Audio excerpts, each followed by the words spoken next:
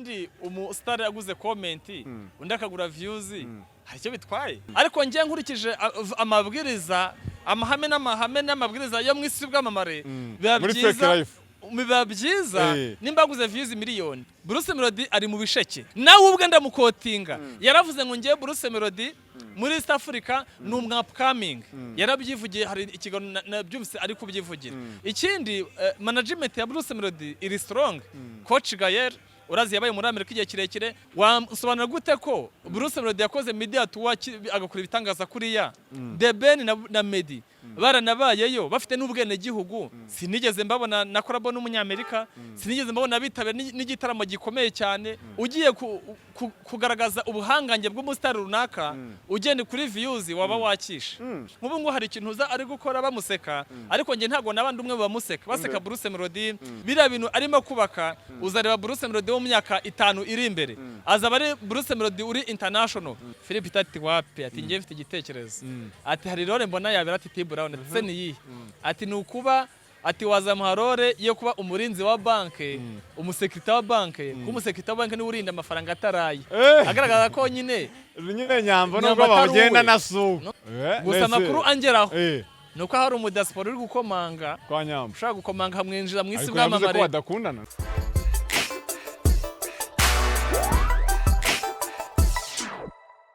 Yes, nizere ko mumeze fresh, nizere ko mumeze neza cyane. BigTown TV tugaruka amakuru agiye atandukanye yitwa Sibomana akadomo Emma kuri Instagram munyareke mu following kabisa. Ni yawe yiryamiye cyane kuri ayo mazina mababwiye. Haruguru Sibomana meze neza na mahoro? Meze neza cyane. Watiretse agasuti. Nkunda ukuntu buti Sibomana akadomo Emma kuri Instagram. Ari ibintu yabizwe imagomba kubiheraho. Meze neza se? Ya meze neza kabisa. Musi ariko uzakora uko ryari?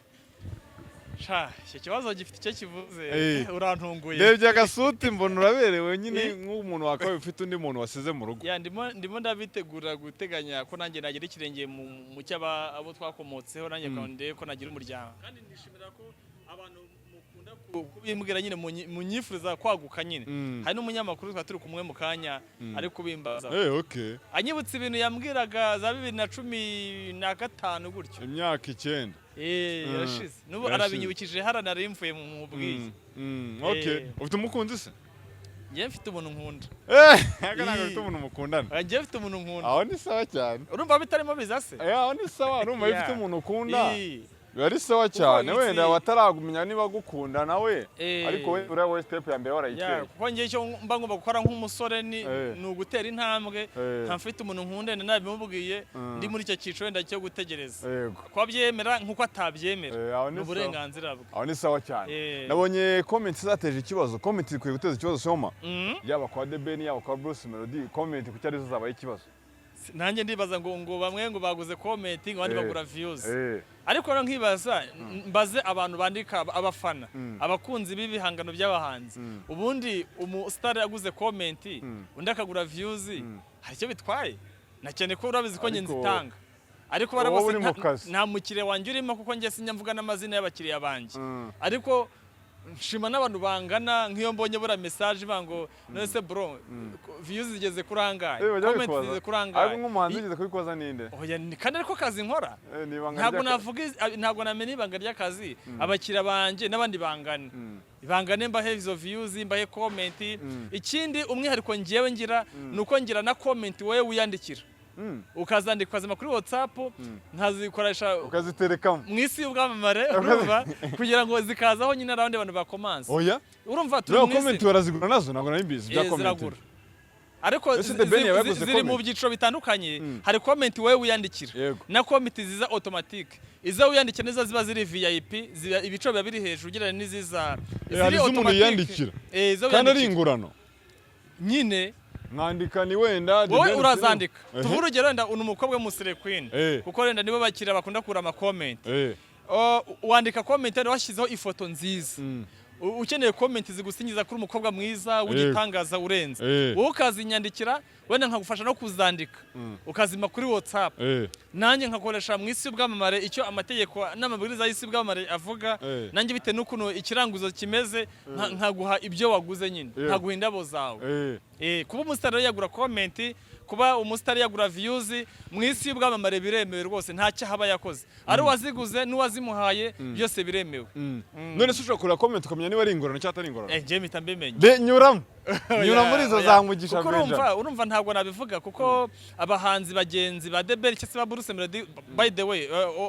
The Ben na Bruce Melody ntabwo ari abakiriya banjye, ariko namutse mbinyuzemo nkabigaragaza abakiriya banjye abandi bahanze n'ibyamamare bantakariza icyizere. Ariko ngiye kuri post menya ko comment ari ingurano, menya ko views ari ingurano, byose nzi kubidetectinga. Rero kuba naza nkavuga ngo The Ben cya Bruce Melody yaguze views yaguze comment, ngiye nabandi kwicira isoko. Abahanzi abafana banjye nako abakiriya banjye bantakariza icyizere. Ubwo natwe zatuvuga amaherezo. Kandi mu isi bw'amamare biba byiza no kugira ibanga. Ariko byose birashoboka. Fake life. Ntabwo byoroshye. Ariko se ino fake life ubundi wa mugani ko kibibi ikibazo ko umuntu yaguze views nuko tutarabyumva, ni byiza ni urumva ikibi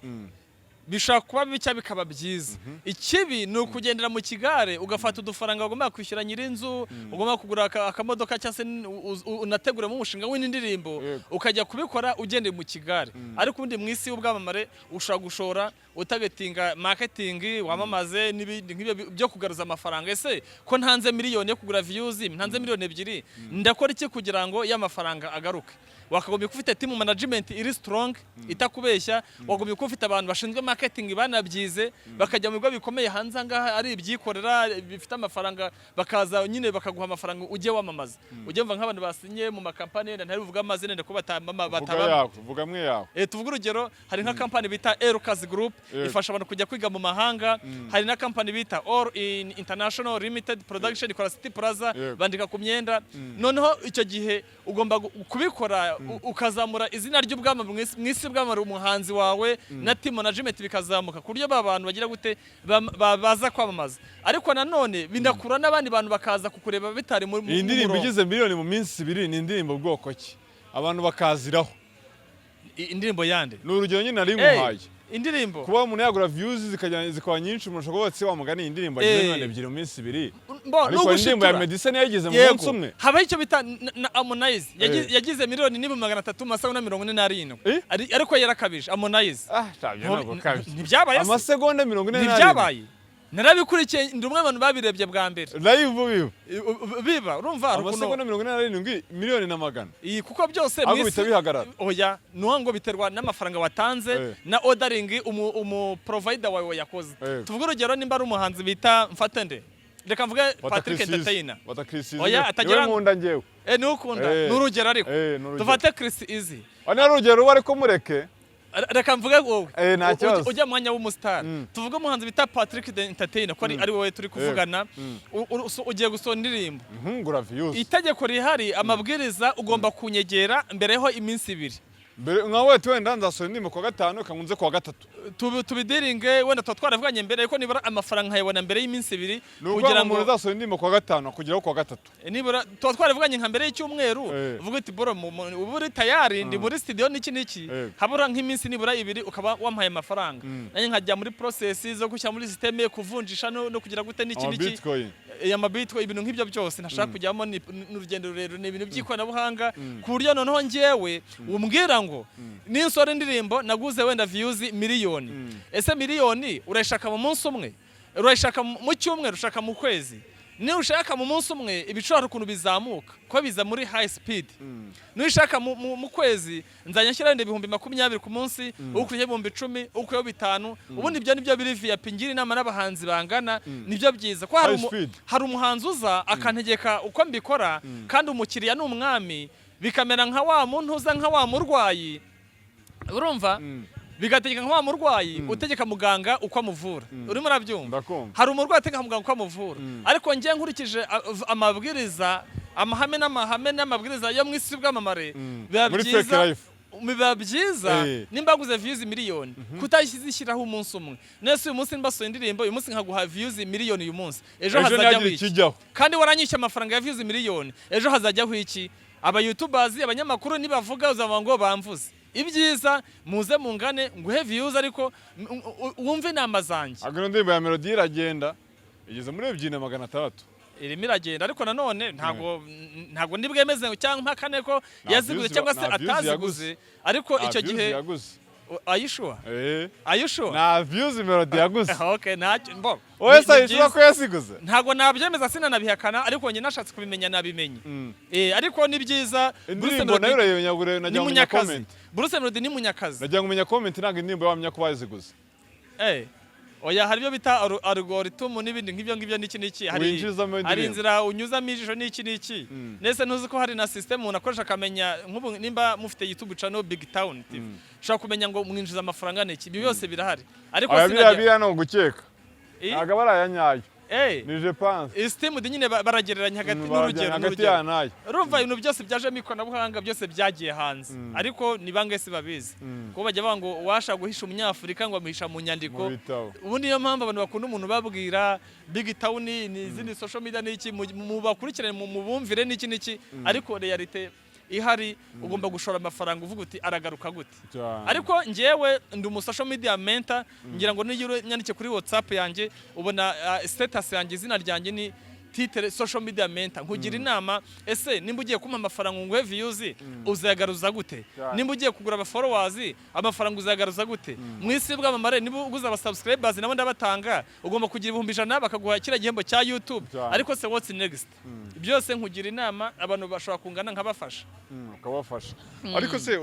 Ben na Bruce Melody gusora indirimbo rimwe sibo bihaye ahubwo kuyo pressure oya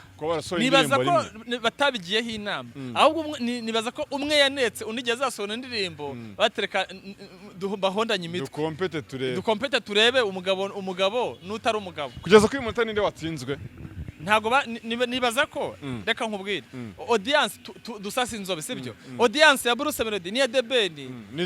ni zimwe ariko biratandukanye reka nsesengure ntagize uruhande mbogamiye yego uyu munsi turebye tugakora ntuza sondage ukabaza abanyamakuru ukabaza aba DJ ukabaza abafana ukabaza abantu kuri social media ibintu byinshi bahuriraho baragaragara ko Deben hari ikintu arusha Bruce Melody na Bruce Melody hari ikintu arusha Deben uti niki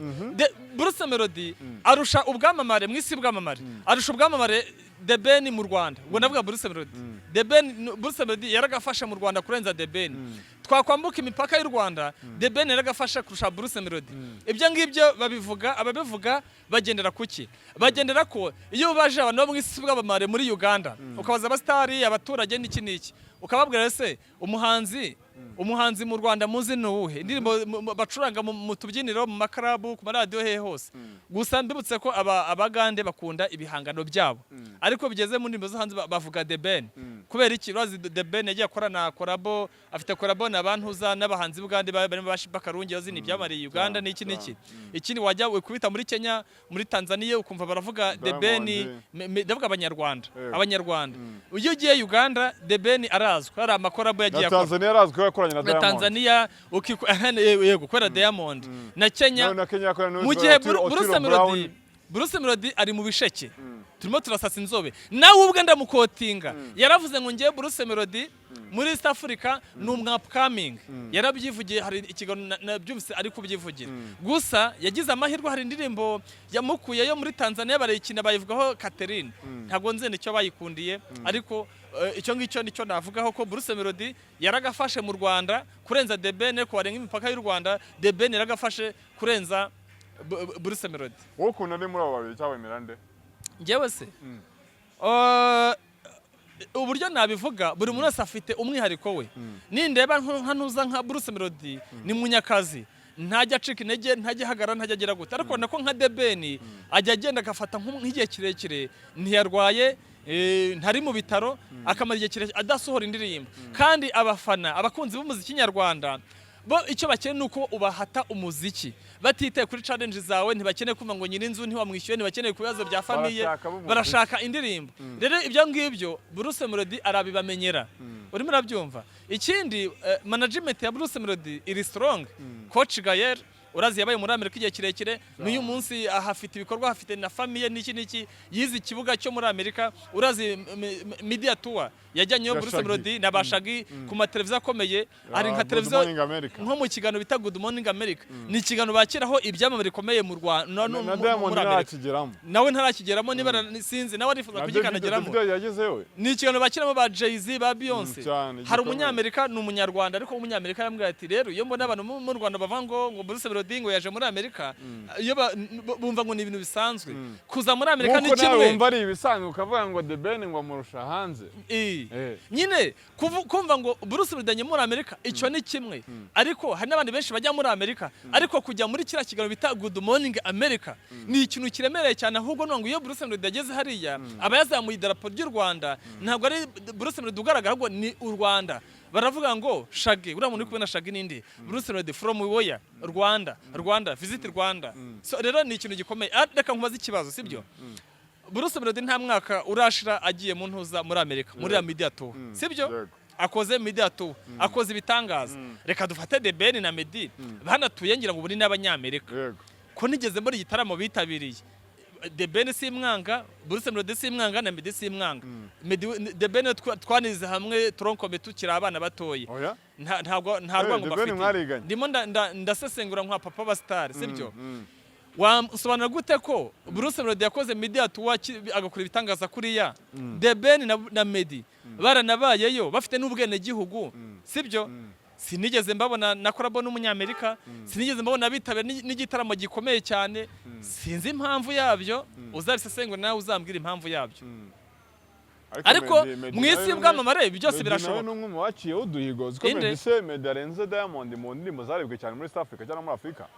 Meddy niyo ufite indirimbo yagize miliyoni 100 ari umwe ari single track y'umuntu umwe apana ngo collabo ibyo Diamond wenyine ari umwe na ndirimbo afite reka nkubwire mu isi y'ubwamamare aho ituganisha ntiwe watangiye umwe ngo comment ziragurwa mbyemera views ziragurwa ugiye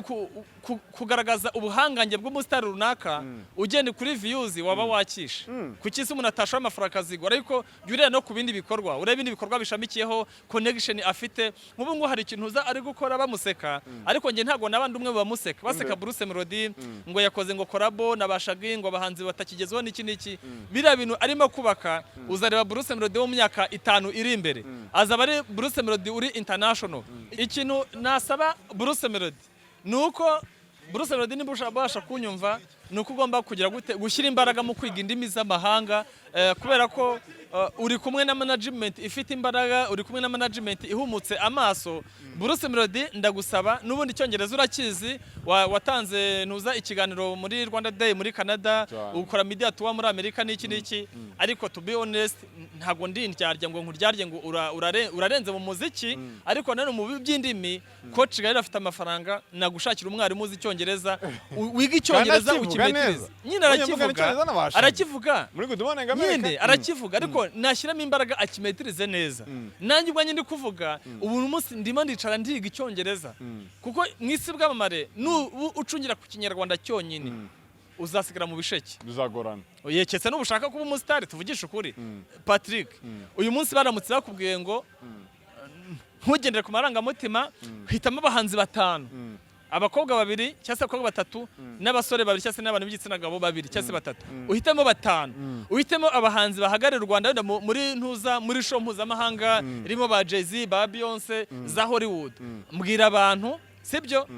uribuka ko iyo bagiye nko gutora batoraga Miss Rwanda barebaga agomba kuba afite ubwiza umuco azi n'ubwenge noneho mbwira urutonde rw'abahanzi 5 abahanzi nyarwanda ashoboye azi ubwenge kuri najya kuri stage ari basha kwipresentinga apresentinga n'igihugu cye ugomba kubuzi n'amateka y'igihugu cyawe ese ibavuze gahunda ya Visit Rwanda bagutunga bakabikubazaho urabizi ese uzi amateka y'igihugu ese ufite discipline ese uzi indimi nizo ndimi z'amahanga mbwira nk'abahanzi 5 ndebe kubabona barahara ariko mbwira wababona wa mbere ni The Ben yego indimi kandi ni n'umuhanga mu kuririmba mu kuririmba nibaza ko n'amateka yazo avya n'amateka yazo afite n'indirimbo yanaririmba n'ahantu hose yego twagiye tunamubona wa kabiri ari Airways azi igifaransa azi n'icyongereza babivuga neza cyane barazi icyongereza Airways cyinshi cyane amateka se ibyo byose bya gahunda ya Rwanda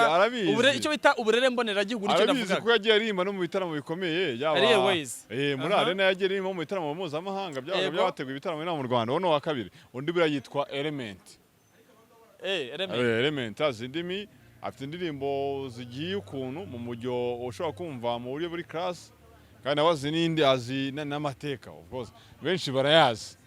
harya Element afite indirimbo zirenze ebyiri afite indirimbo zingana iki afite indirimbo 3 ariko zose ziri international zagiye zigera muri miliyoni wenda nubwo wambwiye ngo ndeke gukora reference kuri views ariko niyo reference tugifite uyu munsi wa none impamvu mvuga nayimbonye batatu ndi namuraga nimo undi ni Medi nuko yabivuyemo Medi Medi azi indimi azi kuririmba azi n'umuco ndetse Bruce Melody ntago numvise umuvuga ni comment kuko nambonyi uyu munsi bavuga ko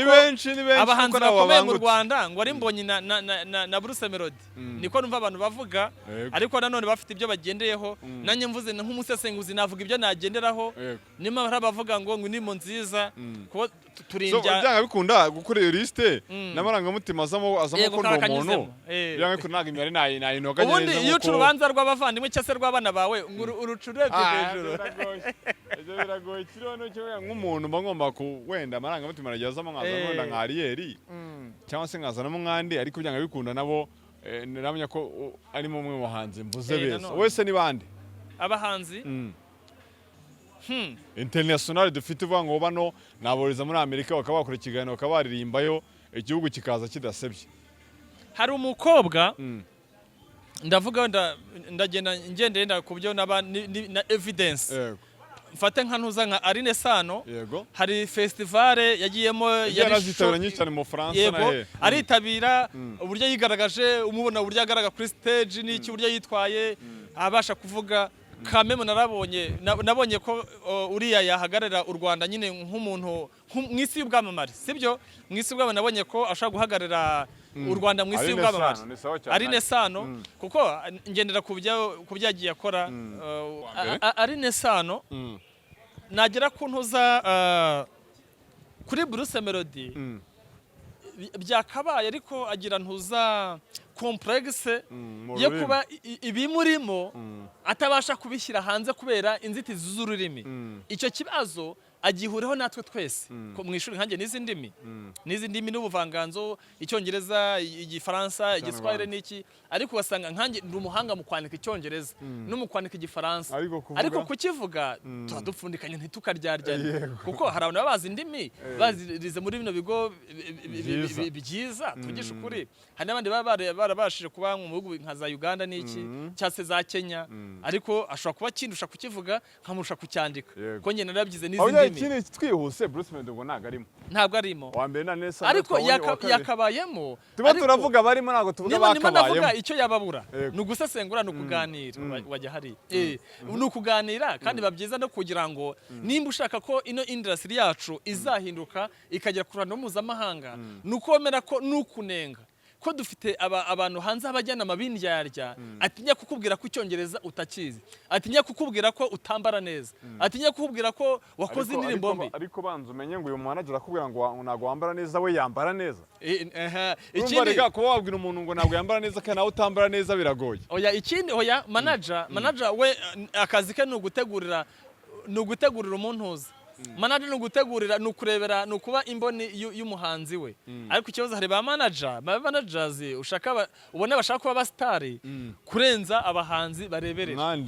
ntabwo ndi buvuga ariko bijya bigaragara ugasanga ahantu hose manager niwe ushaka kugaragara kandi ubundi umuhanzi niwe akagombye kugira gute niwe akagombye kugaragara kuko buriya gukomera k'umuhanzi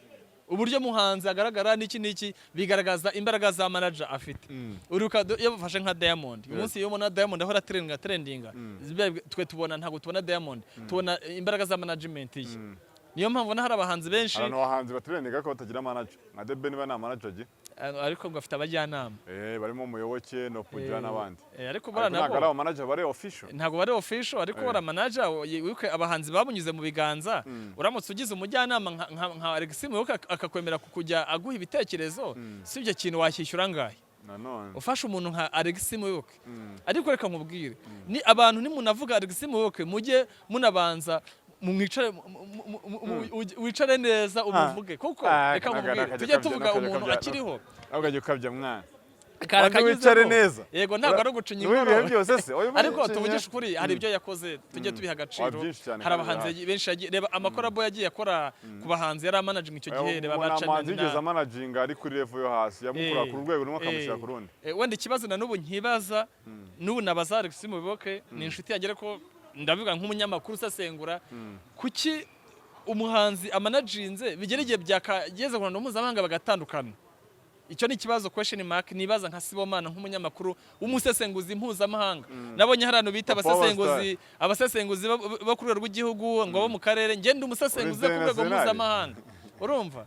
ni yego okay wenda nekeza ko nyango byo kuri The Ben na Bruce twaba tubivuyeho ariko mwisi bw'amabare wari ugiye kumbwira icyo nabandi twagize clear nimba baraguze views kugura views byaba bibi cyase byaba byiza bitewe na target ufite uguze views kugera mu Kigali ngo wemeze abantu nta kintu byakumarira ariko uganisha muri business ngugaruze amafaranga nimba washoye miliyoni 2 mu kugura views tuvu urugero hari miliyoni 2 za views sibyo n'ibihumbi 300 bya comment sibyo numvise hari n'abantu bo kuri social media bano bafite abafurazi benshi kuri Instagram ngo baha amafaranga ngo bagende basebya Bruce Nodi abandi bagende basebya The Ben n'icyayi amafaranga yose ukaba yasohoye ese byose ko wakoze nka budget miliyoni 10 yizo promotion urategetinga kuyagaruza gute ibyo ngibyo niba udafite logique wakisha na views ureke kuzigura na comment gusa ni muyaza nanjye mba nkeneye ko nsagura 5 by'ibirayi ariko nanone ntago nshyira imbere amafaranga wa mugana ku muntu abantu ku muntu rero yagura views kuko afite intego ateye gutanga miliyoni wenda ngo yo kugura views y'imfa busa abikora afite intego uretse katuvugisha ukuri uso indirimbo yego nanjye of course nanjye nkeneye clientele nimba uguze views za miliyoni nsagura nk'ibihumbi 20 n'urugero mbone nanjye y'ibirayi nanjye nambara ntambaga kote keza se cyane urasa neza aka nakanje ntago ari hande ngo nambitswe na runaka ngiye uyambitse ahantu ngo uturetaho risigaye ubu nshatse negamye kanarura ni iryanjye nta kibazo ntago ruri utangura isiga ahantu oya ni iryanjye ese ntago njya nirarira narikodesheje nakubwira ko ari rikodeshanyo sibyo icyo navugaga nimba wumva ko ushoye miliyoni 10 mu kugura views na comment no kwishyura abano kuri social media ni byiza ariko nimba uzi ko utari butagetinge wiga umuvuno kuyagaruza byihorere yego of course nanjye nkeneye clientele saguriye izo veni saguriza 30 wenda bitewe n'amafaranga wampaye ariko wakagumye no gutekereza ngo ayo mafaranga nshoye azagaruka gute sibyo ibyo nibyo kabisa niko njye ntekereza mwisi bwa mu manjwe nabonye posting bya General Benda nura mukobwa bakundanaga witwa Shakira baratandukanye se koko naje kubaza mu gikari mbaza kuko ushize bigize kubikora batwika ariko ubu ngubu ngo biririyo baratandukanye niyo makuru mfite ntabwo umunyamakuru mu itangazamakuru ntibyemeye kuvuga suruse yaho akuye amakuru ariko naraje mu nshuti zabo za hafi ubushize hari umusore w'umubyinnyi ntabwo aragize izina remereye ariko arimo ndani abyina n'abo bantu bose naramubajije ambwira ati bro ati no kwitwikira ubushize oya General Benda na Shakira wabonye kingana cy'abakundana mbazi kuva kera mbazi hashize igihe kuko tubona kuri social media ahantu hose ku live mu anniversaire babyina bomatanye n'iki ubushize hari ibyo numvise ngo batandukanye mbaza umuntu w'inshuti zabo za hafi nanjye mafite network Jojo Breeze cyangwa TT Brown Jojo Breeze cyangwa TT Brown oya naze twe tuvuga TT Brown nyine ngwaje nyine abo waba warabajije ubu oya wewe nabajije ntabwo nshaka umuvuga amahame y'itangazamakuru avuga ko atari byiza kuvuga suruse yaho wakuye amakuru kuko uwo muntu uvuze ubu uri kumushyira mu kaga ambwira ko icyo gihe barimo batwika ariko ko ubu ngubu biririyo ko batandukanye ngo sinzi umwe yafashe undi amuca inyuma ibyavugaga by'ubutinganye byo ntabwo mbihagazeho kuko ngo yaba ngo asigaye ngo acudikanye na Semunga aricyo bapfuye ntabwo mbizi bapfuye ko yamuciye inyuma niyo makuru mfite ko yamuciye inyuma. Inde waciye undi nyuma? Umugabo yaciye inyuma, umusore yaciye inyuma umukobwa, niyo makuru ngiye yangezeho angeraho. Ava mu nshuti zabo za hafi. Ikindi bastari byamamare bene wacu bagenzi bacu, abantu tugita ngo inshuti zacu za hafi, nje nkanye mba nkeneye amakuru of course. None izo nshuti za hafi zijya gutanga ayo makuru, sibwo ni inshuti za hafi. Nje nkanjye ndishimira ko nahawe amakuru. Ariko se izo nshuti za hafi reka nicerekere ni nko kuri internet ukanda hano ngo kana na hari wagiye gutuma mvuga n'ibindi hari ntuza hari breaking news izajya hanze umunsi ni kwa kangahe umunsi ni kwa mbere kwa mbere yitaha hasha kuzajya hanze inkuru izabiremere nk'uko uzi iya Sabine yago yavuzwe reka nicecekere sinshaka ko bizanturukaho izabiremere yumwe mu cyamamare se ni mwisi bw'amara amakuru ariko yanadushanye bagiye wa breaking amakuru yashize ni wa breaking ngewe urumva nka papa bastari hagiye buvuti muhondahonde ndeye ko ibintu byasubira mu buryo n'iki n'iki reka ntegereze aka kantu ntuzagakata nayo niyo gucana inyuma n'ubuhemu Nubuhemu biri related no gucanya nyuma ariko bitari gucanya nyuma ariko bifitanye isano byo muri famille ibintu nk'ibyo ngibyo ariko mwisi bw'amamare ngirazo ko ntajya nsesengura inkuru zitari zo mwisi bw'amamare rero reka dutegereze bizaturuke ku bandi nibiba uzabara bivuze nzaba narabivuze aka kantu mu gakate mu kabika ha ariko nabo mwisi bw'amamare ariko ntago ari byiza abantu bakomeje kubana neza ibintu ukagenda neza ukaba imfura ukinda guhemuka kwinda kujya gute reka dutegereze bizature ku bandi umuntu yakibaza ngo imyaka yose yashize bakundana Shakira na Benda rego ni mu couple nyango ya urugero rwiza ugeranyije nawe ba TITI birirwa bihomeka kuri ba muya banuza ba Nyambo urumva unyibukije akantu Philip yavuze ndamukoting Philip yaravuze mu kigano Sunday Choice cya kimyidagaduro cyo ku cyumweru avuga ngo Titi Brown ngo hari filime Nyambo ashaka kumukinishamo noneho Philip taramubaze se azahabwa iherore ngo nimba yari yo kuzaba ari kurokora umuntu ngo si ibintu nk'ibyo ngibyo murero muri filime Philip ati wapi ati ngiye mfite igitekerezo ati hari role mbona yabera Titi Brown se niyi ati nukuba ati wazamuharore iyo kuba umurinzi wa banke umusekirite wa banke kumusekirite wa banke ni urinda amafaranga ataraye agaragaza ko nyine Nyambo nubwo bagenda nasu numvaga hari akanunu kuko ngo hari umudiaspora ufite agatubutse nyine Titi Brown ni umukene nago yakwigondera Nyambo ntago ari njye mwese umukene gusa makuru angeraho nuko hari umudiaspora uri gukomanga kwa Nyambo ushaka gukomanga hamwinjira mwisi bw'amamare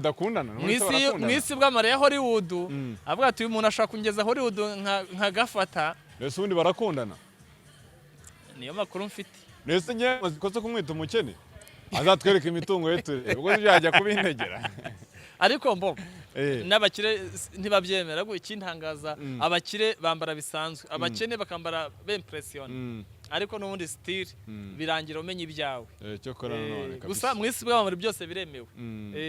okay aho ni sawa cyane none se ubwo nabako ni deception yandese ariko wakibaza none imyaka bari bakundanye ubu nibwo none hagiye kumukinira agafatwa cy'abasanzwe abikora wa musore we wa mukobwa we uri mwisi bw'amamare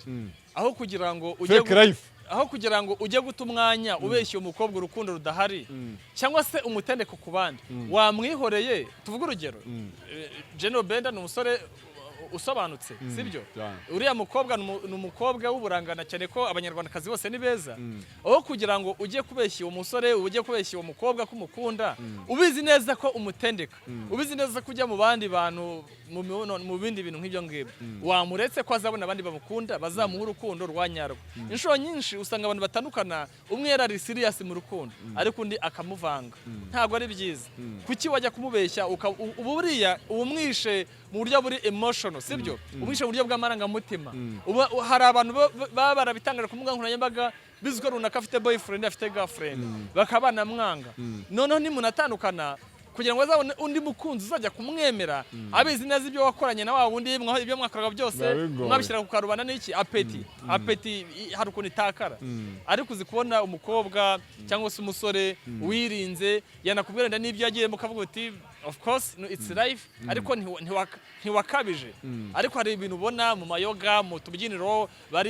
bari kuranaho nyuma kuba ngo batandukanye kubera ikosa ry'umwe muri bo umwe yari serious mu rukundo undi atabirimo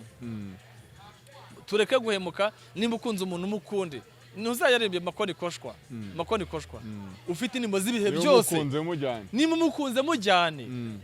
ariko ikindi twiga no kunyurwa n'abakunzi bacu ibyo bafite sibyo bike bafite ushakura umusore ufite hari umuntu abantu benshi bakomye kwigiraho nuza Kanye West ataratandukana na Kim Kardashian mbere yari inshuti na Beyonce ariko atari boyfriend bitari official noneho Beyonce amaze gukundana na Jay-Z batarashakana bakiri boyfriend na girlfriend nyine of course hazamo agatotsi nta video ugeze ubona kuri stage mu birori bya BET Award ntuza hari award bari bahaye Taylor Swift urimo urabyumva Taylor Swift ubu numwe mu baherwe kazi dufite kwisi noneho afashe mikoro ari kuri stage isibwa muri yose amakamera yose ari kumureba Kanye West aridumbukiza arazamwambura mikoro arangije avuga mu cyongereza aravuga ngo ino ntuza ngo ino award ngo urakoze ngo ndaje ngo usubize mikoro uvuge ngo ariko ngo ino intuza ngo ino award ubonye ngo ni ntuza ngo ni Beyonce ngo urabice ngo nagomba kwibona ngo niwe ufite nimba zibihe byose icyo jya murwanira cyaka icyo nangiye kuvuga rero nuko bamaze kugirana ibibazo Kanye West yari afite umugambi wo guhindura Kim Kardashian mo undi Beyonce icyo isomo niri ushaka ufite umukobwa mukundana of course she's not perfect umuhungu mukundana he's not perfect aho ushaka kureba ibyabura ugashaka uburyo ki umwubakamo icyizere ko bati wa musore we ubwo n'umukobwa wa musore we ngiye kukubakamo umusore w'icyitegererezo ubu umusore wa mbere muri Afrika umusore wa mbere ku isi ukavuga uti nimba ngenda umusore havuga ngo umukobwa dukundana yego of course hari byo atujujeho neza ngo ngiye kumwubaka aba umukobwa w'icyitegererezo ku buryo abantu bose bazabona ko bati Sibomana niwe ufite umukobwa urenze abandi bakobwa bose she's the queen of entire world ukabiharanira ukabigeraho ukamukora we sivuza ngo ujya kubagisha iby'ibibuno n'iki cyase numvise n'abasore bajya kubagisha amatuza n'amatako ntabwo ari ibyo mvuze ariko umukobwa wawe ngewe umukobwa wanjye shaka kumwubaka akaba the queen of entire world byose birashoboka ikindi byose ni mu mutwe ariko kumuca inyuma si wo muti nimubona ko umukobwa uzamuca inyuma reka kumutereta ndimubona ko umusore uzamuca inyuma reka kumutereta azabona abandi bazamutereta kandi bamuhe urukundo ruberanye ruzatuma yishima kuruta gukomeretsa imitima y'abantu yego Soma reka twisoreze bwira abantu ababa gutumya nyuma twisoreze hanyuma barajya bavuga ngo umukobwa mwiza wabuze umuranga hezi wabo niba ufite business ufite ibikorwa bitandukanye ushaka kwamamaza kumenyekanisha ngwino nkwamamariza kuri Instagram yanjye bayita Sibomana Kadomoyema abantu barenga miliyoni bakurikire ibikorwa byawe bimenyekanishe nimba ushaka ikindi gutanga amahugurwa ndayatanga mugende na social media ndi social media mentor nkakugira inama ufite company abakozi nkaza nkabagira inama wanyandikira kuri WhatsApp akamenyetso ko guteranya 250 783 4432 74 ndayisubiramo rimwe akamenyetso ko guteranya 250 783 4432 74 Patrick urabizi ko hari amakorari n'abahanzi bafite amacano batazi ibyo bya views abasaba ari bakeya byose ndabikora nunyemerera ariko kuki utarama icyashara ngo nzamura followers bawe n'abasubscribers ndabona ngo nzakubwira yego wenzagwira ku kiranguzo hanyuma umuntu ushaka kujya kwiga mu mahanga cyangwa se afite abana reberera kujya kwiga mu mahanga gukorera mu mahanga cyangwa kujya gusura hanze nkaza Hollywood mu Burayi n'iki company yize bayita Erukazi Group ikoreremera hafi yo kwa Rwahama muri metro nka 200 uvuye kwa Rwahama usa nkwerekeza kuri stade Amahoro kuri station ya essence ureba hagana hejuru mu gataje ubone cyapa kinini cyane cyanditse ngo Stade Abroad rero ushaka iyo service ubahamagara kuri 078 040 14 078 umwereko w'abangaba nuko ubaha amafaranga muri kumwe na noteri agataro kaje kugira ngo ube wizeye message yanyuma nuko ushaka kwandikisha ku myenda mujya bona abantu bari muri BKR n'abambaye imyenda yanditseho na uniform byanditseho ku buryo bitavaho numesa ntibiveho nuteri pass ntibiveho company ze bayita All International Production Limited korera City Plaza wabahamagara kuri 078 015 0 niba bonyine baguha iyo service kandi kagenda neza iki kiganiro mu gisharing mba navuze ntace ku ruhande kandi nkasesengura nk'umusesenguzi mpuzamahanga of course mu gisharing kigire nibura views miliyoni 2 mukore subscribe mukande kunzogera ikindi aba diaspora mufite internet mufite wifi jya kuri ino channel BigTown umujyi munini bwo niko bivuze BigTown TV nurangiza ujye handi wamaze gukora subscribe wakoze kunzogera uri hano handitse ngo play all ukande play all ujye mu kazi ugabanye volume bitaderanje abantu ni support ubukoze ni support cyane byibutsa abana bahanzi bawe ariko hanyuma twisoreze hanyuma indirimbo nabonye abajene baririmba neza cyane dufite abahanzi turi gufasha kufatanya na Judy Entertainment ihagarariye na Judith niyo nizera umwe mu bakunda kugira ibikorwa byo gufasha ubu turi mu gikorwa cyo gufasha abahanzi yego unafite impano hanyuma dufite abahanzi kufatanya na Judith niyo nizera binyuze kuri Judy Entertainment abahanzi bayita Soul Brothers bafite indirimbo bayita Tuza umutima wasanga kuri YouTube channel ya Judith niyo nizera bayita Judy Entertainment mugende muyirebe n'abahanzi bafite impano bari kuzamuka